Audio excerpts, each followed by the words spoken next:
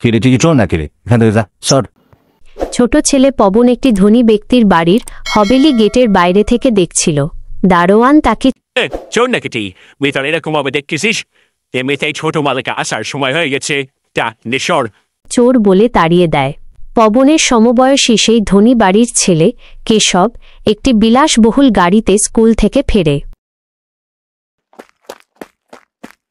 পবন একটি বস্তিতে তার বাড়িতে ফেরে।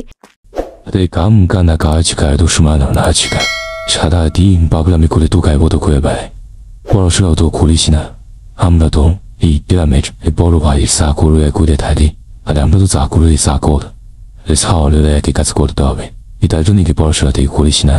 যেখানে তার বাবা তাকে অলসতার জন্য বকা দেন এবং জানান যে তারা হাভেলির চাকর এবং পবনকেও তাই করতে হবে।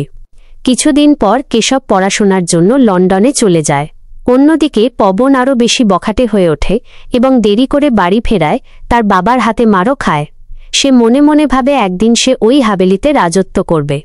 চেহারা এক, ভাগ্য ভিন্ন।